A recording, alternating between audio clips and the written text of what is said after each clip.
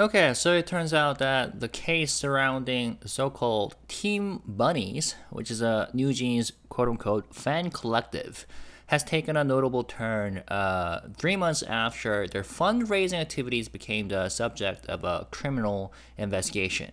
So on October 28th, 2025, new reporting from 조선비z added a detail, critical detail, that the person who led the fundraising effort was a minor.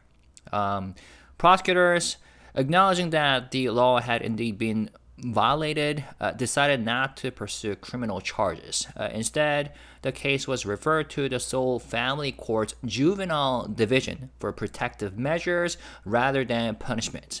And it says that legal experts explained that this was likely a case of a young person not fully understanding the legal framework around donations, and that the court would consider factors like the individual's age, intent, and potential for rehabilitation. And it says possible outcomes range from a warning or community service to no formal disposition at all. Now, there's something interesting slash fishy going on still, and the netizens are talking about it as well. So in this video, we're going to talk about all that. Now, for context, this incident dates back to October 21st of last year, 2024, when Team Bunnies launched a donation campaign to fund legal action against online hate directed at NewJeans. And within just 8 hours, they said they raised more than 50 million Korean won. Now, for those of you who are curious, 50 million Korean won to USD. Okay, 34,000 US dollars. And on the surface, it looked like a passionate fan initiative to protect their favorite group, but this is where the legal line was crossed. First of all, under South Korean law, any fundraising exceeding 10 million Korean won must be registered with the authorities in advance. And Team Bunnies did not file any such registration. And this made their action a direct violation of the Donation Collection and Use of Donations Act, which carries potential criminal penalties. Now, the case quickly moved from online chatter to formal investigation. So a citizen reported the fundraiser through the national petition system, and city officials confirmed that no prior registration had been filed. And police investigated, and July 2025 concluded that a violation had occurred, sending the case to the Seoul Northern District Prosecutor's Office. And the fan group suddenly found itself at the center of a legal storm. Now, as this unfolded, Team Bunnies was already under intense scrutiny from other parts of the fandom.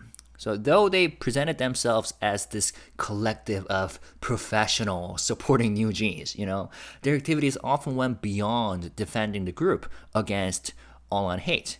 And they, in fact, became outspoken defenders of Minijin during her legal dispute with HYBE. And they engaged in lobbying efforts, including contacting lawmakers, sharing sensitive corporate information, and positioning themselves as a kind of activist group. And for many fans, this blurred the line between genuine fan activity and organized factionalism. And even inside the fandom, Bunnies, many insisted that Team Bunnies did not represent Bunnies as a whole. Meanwhile, the legal side of the story was amplified by the commentary of a former Kim In-jang lawyer and YouTube legal analyst, 진격의 호변, also known as Korean legal titan. So in July, he publicly confirmed that prosecutors were handling the case and raised a critical question. How could a fan group that collected 50 million Korean won afford to hire multiple lawyers and carry out extensive legal campaigns? And he hinted at the possibility of undisclosed financial backers challenging Team Bunnies to make their accounts transparent. And that criticism led to a personal conflict between him and the group, further, fueling the public debate. Then, today, like I said, on October 28, 2025, this exclusive article by 조선비z came out. And here's a full translation for you. Exclusive. Fundraiser for NewJeans leads to legal action. Team Bunnies representative referred to juvenile court for donation law violation. Written by Hong In-seo, a journalist. The person who led the fundraising campaign claiming it was to protect NewJeans from malicious online posts has been referred to the juvenile division of the family court for violating the Donation Collection and Use of Donations Act. The decision was made because the individual is a minor, 미성년자. According to reporting from Chosunbiz, the Seoul Northern District Prosecutor's Office found sufficient evidence of a legal violation by a minor identified as the person A, a member of Team Bunnies. Rather than pursuing criminal charges, the prosecution decided to refer the case to the Seoul Family Court's Juvenile Division. Prosecutor cited the individual's age and the nature of the offense in opting for a protective proceeding instead of a trial. A legal source explained that the incident likely stemmed from a lack of understanding of the relevant law, noting that minors are subject to the Juvenile Act and are typically not criminally punished in such cases. We're going to talk about how that's kind of iffy, okay? The Juvenile Division will review the person A's age, the severity of the actions, and the potential for rehabilitation to determine whether to issue a protective order. Depending on the outcome, the court may order a warning, community service, or probation. If deemed minor, the case could be closed without further action. Now, the article says, Team Bunnies is a subgroup within the NewJeans fandom formed during the height of the conflict between HYBE and ADOR last year to support the group. In October, HYBE and ADOR, when NewJeans was still the CEO of ADOR, right? On October 21st of that year, they announced plans to file legal complaints over malicious posts targeting NewJeans and opened a fundraising campaign online. In just 8 hours, they collected over 50 million Korean won. Shortly thereafter, the legality of their actions came under scrutiny. Under current Korean law, anyone collecting donations exceeding 10 million won must register the campaign with the relevant authorities. Violating this requirement can result in up to 3 years in prison or a fine of up to 30 million Korean won. A citizen filed a complaint through the National Civil Petition System, and the Seoul Metropolitan Government confirmed that the fundraising had not been properly registered. The funds are currently frozen. When an investigation is underway, withdrawal of such funds is restricted to preserve evidence. Depending on the outcome, any unused funds will be returned to donors in accordance with the law. Team Bunnies previously attracted public attention during the disputes between HYBE and former ADOR CEO Min-jin. Although the group's internal structure has not been publicly disclosed, it has described itself as a collective of professionals supporting NewJeans. Collective of professionals, 각계각층의 전문가 집단 in different industries, professionals in different industries. Now, the group actively supported NewJeans member Hani's appearance at a National Assembly audit and sent faxes and text messages to lawmakers, urging them to summon HYBE officials. It also claimed to have obtained and released confidential corporate materials comparing the business plans of Alit, an artist under HYBE subsidiary Belief Lab, and NewJeans under ADOR. The broader NewJeans fandom, Bunnies, has since issued a statement clarifying that Team Bunnies does not represent the fandom as a whole. Now, what do you think? First of all, I think this update doesn't end the controversy. It actually kind of complicates it because the fact that a minor was at the center of the case raises new questions. Right? Was this truly the action of one young quote-unquote fan, or were there adults behind the scenes guiding the operation? And how was such a large sum of money collected and managed and allocated without any internal oversight? And for those people who have been following this case closely, many people say that the perception that the quote-unquote minor angle is being used not simply as a legal fact, but as a strategic shield. Because when prosecutors revealed that the person at the center of the Team Bunnies fundraising campaign was underage, the story could immediately shift from a straightforward violation of donation law to a more emotionally loaded narrative about a fan's innocent mistake. And legally speaking, this is a reasonable and expected course of action because juvenile cases in Korea are typically handled through protective measures rather than punishment, especially when intent or legal understanding is in question. But many people are not buying that explanation. People remember that this wasn't just any ordinary fan account. Team Bunnies branded themselves basically as a collective of professionals claiming to have connections across the legal, cultural, and political spheres. And their members, or at least people claiming to act on their behalf, facilitated like meetings between NewJeans members' parents and top law firms, like coordinated messaging to lawmakers, and even worked with companies on like pop-up store initiatives. And for critics, that level of coordination doesn't square with the image of a single naive teenager acting on their own. This is why accusations like they're deliberately using the minor angle to deflect and control the narrative are circulating in online communities.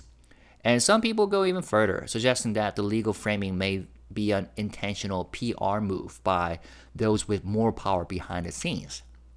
And the underlying suspicion is that adults, possibly with connections to Minijin or others sympathetic to her, were actually driving strategy, while the minor simply held the donation account. Now, that suspicion might never be fully proven, but it explains why this, latest development hasn't really calmed things down. Because instead of settling the matter, it's raised new questions about, accountability and responsibility and manipulation of public perception. And if the legal consequences stop at a juvenile warning, it may, deepen the frustration of those who believe more powerful figures were involved but remain untouchable. Now, meanwhile, Fandom conflict continues to simmer in the background. So, there's this statement written in like formal language and structured like a quasi-negotiation document came out of a newly formed group called ADOR supporters, and they are calling for a path to coexistence between HYBE, Minijin, and NewJeans. I'm not going to show you the actual screenshots, but basically they're proposing reinstating Minijin as CEO of ADOR and granting her equity and restructuring the label's governance, creating an arbitration committee, and even producing a joint documentary and book to symbolize unity. Now, some people immediately assume that this was another covert operation orchestrated by Minijin or her close supporters, like a strategic PR move disguised as a grassroots statement. Because after all, the language kind of mirrors the kind of positioning Minijin's camp has used throughout the conflict, emphasizing artistic identity, minimizing HYBE's control, and framing the issue as one that should end in coexistence rather than corporate victory. Remember, during her second quote-unquote press conference, Minijin, wearing that yellow jacket or something, was saying that, hey, HYBE, let's settle things down. And she called for a compromise. And for those already suspicious of her, this statement by the quote-unquote ADOR supporters reinforced the idea that fan movements are being, once again, used as soft power tools to shape public narratives. But other people pointed out that the proposal, for all its big words, show signs of inexperience. Because there are phrases like giving gift to each other or being gift to each other, and the oversimplified legal structure, and almost fan fiction-like tone of certain sections led some people to conclude that this wasn't a polished legal operation. It was the work of younger, perhaps teenage fans who were overestimating their role in a high-stakes corporate dispute. And I saw a comment saying something like, I thought there was someone powerful behind it, but after reading the part about like gifts, it really does sound like middle schoolers. But who knows? Who knows the identity behind this newly formed group? Meanwhile, speaking of which, petitions are being submitted ahead of the NewJeans ADOR verdict, the first of which will happen on October 30th in a couple days. And two of them have come from Team Bunnies and ADOR supporters, which we just talked about. Now, when groups like these file petitions shortly before a court ruling, it usually means one of two things, right? It's like a last-ditch attempt to influence public sentiment, or a recognition that the legal path alone isn't enough to deliver the outcome they want. And since civil courts base their decisions on evidence and contract law rather than public opinion, these petitions are unlikely to sway the verdict itself. What they can do, however, is try to shape how the outcome is perceived afterward, potentially. And this fits the broader pattern of how factions aligned with NewJeans have operated throughout the dispute. Rather than relying purely on courtroom proceedings, they have attempted to build parallel narratives in the public sphere. You know what I'm saying? Whether through fundraising campaigns like those organized by Team Bunnies, or statements calling for reconciliation, or now coordinated petitions submitted just before a high-stakes ruling. And interestingly, this lawyer YouTuber that I just talked about earlier, Korean legal titan, or 진격의 호변, a lawyer and YouTube legal analyst who has closely followed the case, he wrote on his channel just a day earlier. I actually don't have a screenshot of that. You can go find it on his channel. It's like one of the latest posts that he made. So he said something like, I'm not covering NewJeans anymore. ADOR will win this case. If you're still fighting this, you should hire new lawyers. I'm too busy now. Now, this is the same legal commentator who, earlier in the conflict, in 2024, had analyzed certain aspects as favorable to NewJeans' position. But his current assessment that ADOR is basically poised to win suggests the legal terrain has shifted decisively. And if someone as visible and legally literate as him is predicting a loss for the opposing side, that is, NewJeans, it implies that the legal evidence supporting HYBE ADOR's claims is much stronger and more clear-cut than what fan groups might be hoping for. And this also explains why groups like Team Bunnies and quote-unquote ADOR supporters have pivoted toward public statements and symbolic acts, because their petitions aren't designed to win in court. I don't know. That's what I think. But they're designed to keep the narrative alive outside of it. And this is a, once again, familiar pattern in, highly polarized cases. When the legal ground becomes unfavorable, the battle moves to the arena of public opinion, where facts can be blurred, reframed, or drowned out by emotional appeals. But here's a paradox. This kind of, mobilization can also backfire. It has already backfired, I think, because if the verdict does, as expected, side with ADOR and HYBE, these flurry of petitions, statements, and online campaigns will be viewed less as meaningful pressure and more as a kind of desperate noise, and because Team Bunnies is already under public scrutiny due to the illegal fundraising case, their involvement in these petitions only intensifies that perception. And I think at this point, people already know too much, and they're too sick and tired of the whole thing. But yeah, overall, what we're seeing now is not the beginning of a new strategy, but the final act of an old one. You know what I'm saying? Because the legal verdict may end a contractual dispute, between NewJeans and ADOR. But the faction that grew around this conflict are, I don't know, unlikely to disappear overnight. Who knows? We'll have to see. But maybe their petitions and statements show that they are already preparing to shape the post-verdict narrative, even if they lose in court. So brace for yourselves. I know many of you are already tired, but still watching these videos.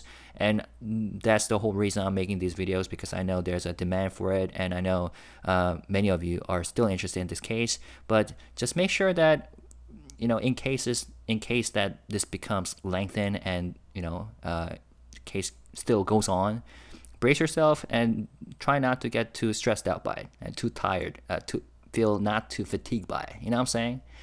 All right, so there you go. So as always, let me open up with some questions. Do you believe that this quote-unquote minor angle is being used as a shield to deflect responsibility, as some suggest, or is it genuinely a case of youthful misjudgment? What do you think? And if there were adults involved behind the scenes, behind Team Bunnies, how should the law deal with them, potentially? And should there be clear regulations on fan fundraising, especially in large-scale entertainment disputes? I don't know, potentially in the future. And if legal experts already expect ADOR to win their verdict, why are these petitions and statements still being pushed so hard? Let me know your thoughts. And I just want to say that, some people maybe I would say, I don't know, people shouldn't either underestimate or overestimate Minijin, and I know there's some people who overestimate her, and given her, I don't know, capabilities in terms of media warfare, one shouldn't underestimate. But I feel like some people consider Korean laws and courts too much of a joke. That Minijin could somehow persuade the judge into making a favorable outcome. But we'll see in a couple days. I'll just end with that. All right. As always, let's stay positive, respectful, and classy. Peace and love. Bye-bye.